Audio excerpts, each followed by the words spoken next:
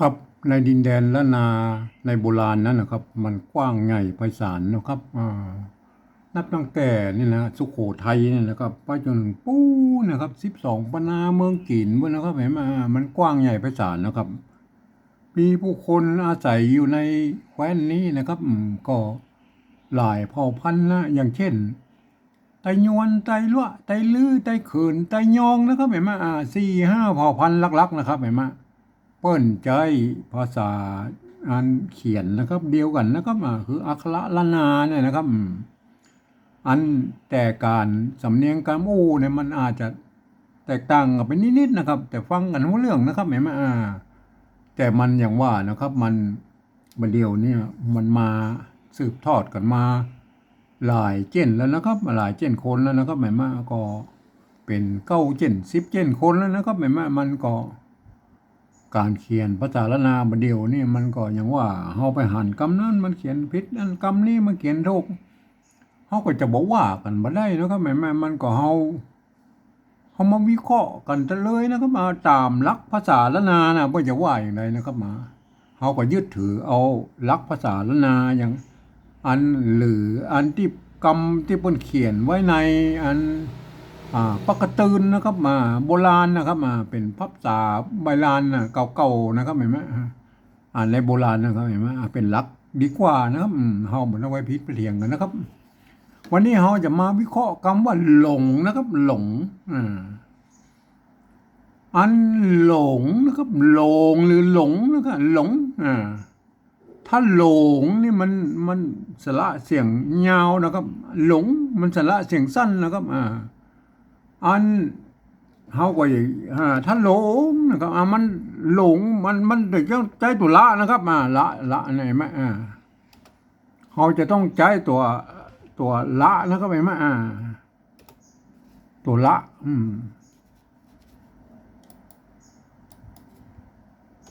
ครับตัวละนะครับอันนี้ตัวละมันหลงโหลงหรือหลงเนี่ยมันก็ใช้ตัวละนะครับอักษรสูงนะครับตัวละอักษรต่ำนะครับโหลงนะครับโหลงนี่มันสระเสียงยาวนะครับใช้ไม่โกยนะครับอันนี้โหลงอย่างนี้นะอันนี้หลงนะครับอันนี้หลงนะครับหลงนะครับทีเนี้ยอันนี้โหลโหลนะครับโหลนะครับโหลนะครับมันไม่โกะก็ไม่โหลไม่โกะครับมันไม่โกนะครับเฮามากอยกันแล้วนะไม่โกะไม่โกนะครับ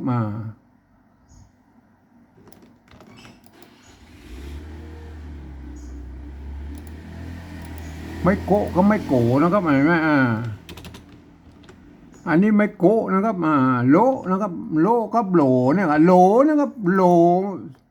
สะกดด้วยตัวงะมันหลงนะครับหลงหลงมันสระเสียงยาวนะครับมันหลงนะครับมันหลงนะครับอันเราจะเอาคำว่าหลงนะครับหลงนี่มันเป็นสระเสียงสั้นนะครับหลงเพราะฉะนั้นเราก็ไอ้ไม่โกเนี่ยเขาตัดไปนะครับไม่โกเนี่ยเขาตัดไปเอาไม่โกนะครับไม่โกไม่โกนี่ครับหลงนะครับหลงนะครับหลงอันนี้โลนะครับโลนะครับใส่ตัวง่าไปนะครับใส่ตรงง่าไปมั่งมันโลอยู่แล้วเสียงจัตวานะครับใส่ตัวง่าไปมันก็หลงนะครับหลงนะครับมันหลง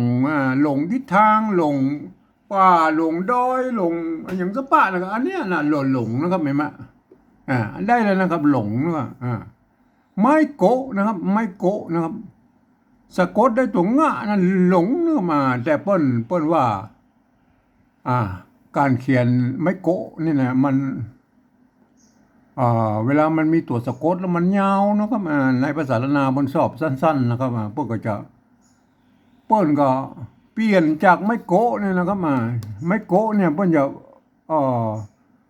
เปลี่ยนไปเป็นเอาไม่กงนะครับเปิ้นว่าเป็นไม่กงนะครับเปิ้นจะดัดแปลงเป็นไม่กงนะครับไม่กงนะครับอย่างเงี้ย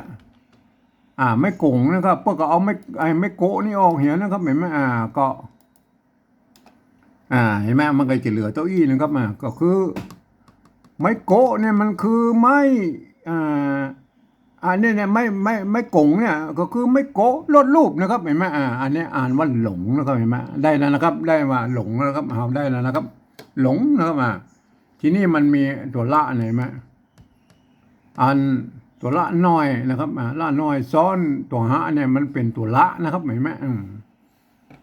เป็นตัวละนะครับแต่กรรมโบราณนะครับเขามักจะไปเจอเสมอนะครับว่ามันเปิ่นก็บอกโหอย่างแล้วเปิ่นก็อย่าเอาอย่างนี้แล้วครับเอาตัวละนี่แหละครับตัวละนี่แหละครับเปิ่นจะทำเมื่อมันเป็นหางเนี้ยนะครับแม่มาเอามาเปิ่นอย่างงามเอาลูกเล่นของเปิ่นก็เปิ่นเอาอย่างเงี้ยนะครับแล้วก็ใส่ไม่กงเข้าไปนะครับใส่ไม่กงเข้าไปก็เอาตัวงะสะกดเข้าไปเปิ่นก็อ่านว่าหลงเหมือนกันนะครับหลงเหมือนกันเห็นไหมไอ้ความจริงปัจจุบันเนี่ยเปิ้นหลักการปัจจุบันนะครับไม่ใช่หลักการของโบราณนะครับหลักการปัจจุบันเปิ้นบอกว่าเอาตัวละนี่ถ้าเป็นหางนี่ก็เพื่อเป็นตัวสะกดนะครับถ้าเป็นละน้อยนี่ก็เพื่อเป็นตัวซ้อนตัวอันยังไปนะครับเห็นไหมก็ว่ากันไปแล้วก็อ่านแต่โบราณเปิ้นบ่ถือใช่ไหมโบราณเปิ้นบ่ถือเปิ้นก็ถือว่าไอ้เปิ้นจะเขียนอย่างเงี้ยเปิ้นก็อ่านว่าหลงของเปิ้นนะครับเห็นไหมเฮาก็เลยฮู้จังมาได้แล้วนะครับเฮามาถึงบัดเดียวนี่นะครับอันหลักฐานโบราณมันก็มีแล้วบ่เขียนหลงอย่างนี้นะครับเห็นไหมอันหน้านี่มันควรจะถูกต้องกว่านะครับหลงเห็นไหมอันหลังนี่อันคนเฒ่าโบราณมันก็เขียนฝากไว้นะครับเห็นไหมหลงเห็นไหมเพราะฉะนั้นเฮาก็อนุโลมนะครับอนุโลมคือมันเขียนได้สองแบบนะครับหลงนะครับเนี่ยมันก็บ่ยากนะครับเห็นไหมอันนี้มันจะยุ่งยากตอนที่ว่าเฮาจะเอาไปอธิบายความเมื่อคนอื่นได้รู้ในหันตัวนี่นะครับเขาจะต้องใช้ภาษาอื่นๆนะครับ มาเขียนนะครับเปิดห้องว่าปริวัตินะครับ ภาษาอื่นๆที่มันใกล้เคียงกับภาษาละนาวหน่อยก็คือภาษาไต้นะครับภาษาไทยนั่นแหละมันเกิดมาจากที่เดียวกันนะครับ จากป่อขุนรามคำแหงนั่นแหละครับมันแยกไปคนละสายนะครับมันใกล้เคียงกันที่สุดนะครับผมเองเนี่ยผมได้ใช้หลักการของสภาวัฒนธรรมมหาวิทยาลัยเชียงใหม่นะครับเปิ้นตกลงกันไว้เมื่อปลายปี28นะครับเปิ้นตกลงกันไว้ว่านะการหลักการเอาปริวัติภาษาละนาเนี่ยโดยการเอาภาษาไทยมาเขียนเนี่ยกระทำได้อยู่3แบบนะครับหรือ3รูปแบบเลยนะครับอันแบบที่1นั้นเปิ้นจะเอาไว้บันทึกลักษิลาจารึกเอกสารสำคัญในโบราณนะครับเปิ้นจะเทียบเอาอักษรไทยเนี่ยเทียบมาทุกตัวอักษรทุกไม้ทุกเครื่องหมายนะครับเห็นไหมอันนี้เฮาบอกเฮามายุ่งแล้วครับเฮาบอกว่ากันแล้วนะครับเฮามาถึงแบบที่2เลยนะครับแบบที่2นั้นหลักการก็คือนะครับยืมเอาอักษรไทยมาปรับเทียบเมื่อเป็นอักขระละนาเนี่ยนะครับแล้วก็ประกอบกรรมขึ้นมากับแบบภาษาไทยนะครับผสมผสานกันไปนะครับบางครั้งนี่ไม้มันบัดตรงมาตัดกันก็บูแล้วนะกำซับเมื่อเป็นอักษรแบบภาษาไทยนะครับ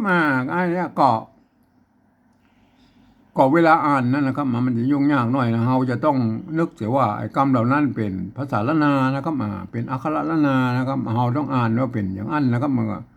คนทั่วไปบ่สามารถอ่านได้นะครับเพราะอย่ามันจะผิดสำเนียงผิดเสียงนะครับอันแบบที่3เนี่ยเราก็อุ้มกำนะครับอันนี้ตัวละนะครับตัวละนะครับหอลอนะครับตัวละตัวงะนะครับตัวงะนะฮะอันไม่กงเนี่ยเขาเอามาตัวละเขาเอามาตัวละไม่กงเห็นไหมเขาเอามาแค่นี้มันก็หลงแล้วนะครับหลงแล้วนะครับแต่แบบที่1นั่นเพื่อจะเอาไม่กงมาตัวนะครับไปใส่ไม่กงตรงนี้นะครับไปใส่ไม่กงตรงนี้นะครับใบกงไปใส่ตรงนี้นะครับอันเขา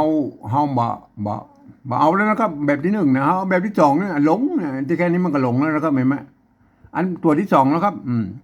ตัวที่2ก็ตัวละเหมือนกันนะครับมันจะเป็นหางละหรือหางละหรือตัวละน้อยตัวละน้อยก็แล้วแต่มันก็หอล้อนี่แหละครับหลงเนี่ยมันก็ตัวงะของงองูเนี่ยก็หลงเหมือนกันใช่ไหมได้เหมือนกันนะไม้กงเนี่ยเอามาตัวแล้วนะครับเห็นไหมอันนี้คือปริวัติแบบที่2นะได้แล้วนะหลงเห็นไหมได้หลงเลยเห็นไหมได้แล้วนะครับอันนี้คือหลักการของปริวัติภาษาละนานะฮะแต่เวลาอ่านท่านจะต้องดูนะฮะอันนี้มันเป็นตัวละนะครับตัวหอ ตัวหะตัวละนะครับตัวงะนะครับอ่านว่าหลงนะครับหลงทีนี้ฮามาโอแบบที่สามนะครับแบบที่สามนั่นน่ะหลักการเปิ้นบอกให้ฟัง